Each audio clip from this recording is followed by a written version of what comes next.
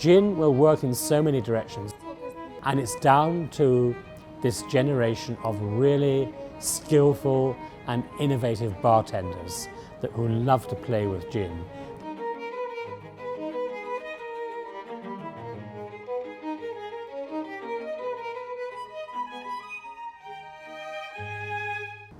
I'm Desmond Payne, and I'm the Master Distiller for Beefeater Gin.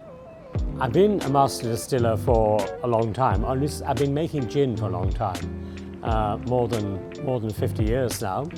I think the title Master Distiller is relatively new. We were called distillery managers in the past, but it's changed a lot, and much as we have master blenders for our whiskies and things, it's very much to reflect the ability and the necessity to create new styles of gin. That's something fairly recent, so I'm very happy to be doing that. There are different styles of gin. The classic gin is called London gin. It doesn't mean it has to come from London, it's a method, although our Beefeater does come from London. And that means you start off with pure neutral alcohol, very strong, about 96%. And then you re-distill that with botanicals, so juniper, coriander, orange, lemon, and whatever you really want for your gin. And all you can do after distillation, all you can add is water to get the bottling strength right, or more neutral alcohol. So it's a very precise method. There's another grade called distilled gin, and that does allow you to add things afterwards. So things like our flavoured range of blood orange and pink strawberry, they are distilled gins because we've added the flavour and the colour after distillation. And then you get just regular gin, which could be alcohol just flavoured with flavours which may be natural or synthetic or nature identical. So there are various categories. But Beefeater, we don't do the basic gins, we do distilled gins and London gin.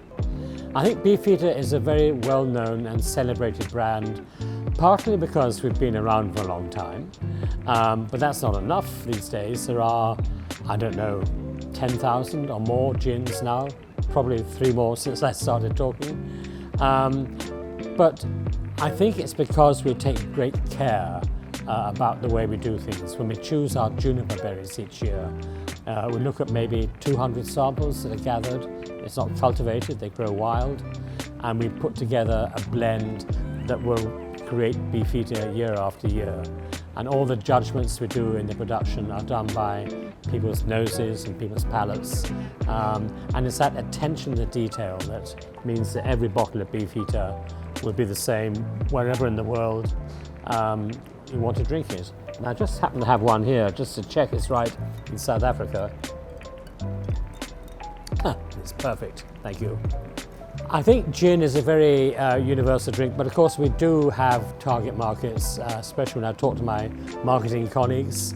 And I think it's the same with many products, but it will be people sort of drinking age 21 or whatever it is in the country, up to sort of late 30s, but that's not limiting. That's just attracting a new, emerging group of drinkers. You know, we've seen geographically it changing a lot.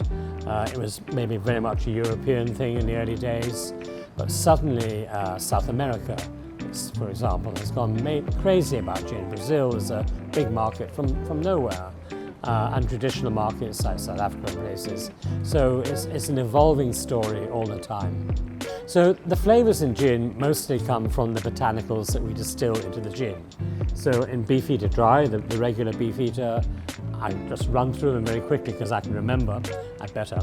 Juniper, essential, orange peel, lemon peel, coriander seed, that little spicy note, licorice, which gives a little bit of sweetness, orris, angelica root, angelica seed. Fairly classic recipe, but it's how they all complement each other. But now we have a range of flavoured gins, which are flavours that are added after the distillation. So today I've got blood orange here, which I'm drinking, which is great on a nice warm day by the waterside, and Beefeater strawberry pink, which has obviously a flavour of strawberry, and it's a little bit sweeter because strawberries are sweet. And we're evolving ranges, not for all markets. In the UK, we've just got a lemon flavour, a zesty lemon flavour. So it's great fun to explore with new flavours and new styles of gin. Keeps me very happy, keeps me going. The way I enjoy gin, I think probably depends on where I am, who I'm with, what time of day it is, because gin really covers the range, you know. The classic gin and tonic is a drink really which probably lives between kind of finishing work and having dinner. A lot of gin and tonic is consumed then. Later on you might want something, a more elaborate cocktail. Negroni is a great favourite of mine.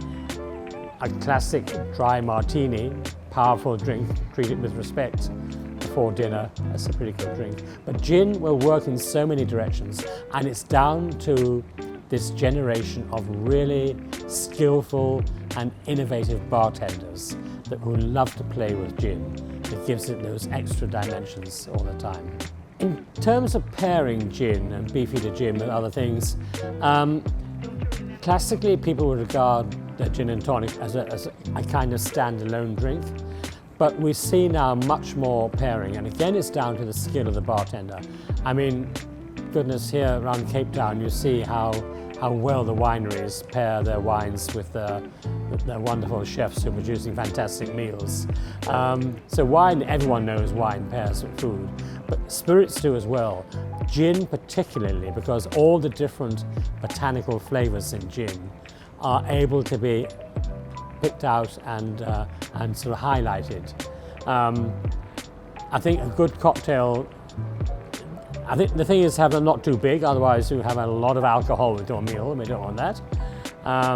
But even things like, I'm quite fond of Indian food sometimes, a curry, and traditionally in the UK, if you eat a curry, you'd have maybe a pint of lager or something. But for me, a gin and tonic, you know, the flavours in the gin, the spices of the gin match perfectly with the flavours in the curry. Coriander is a given there. But experiment, try new things. Do it yourself, you know, let the bartender do it. But have fun at home as well. It's worth it.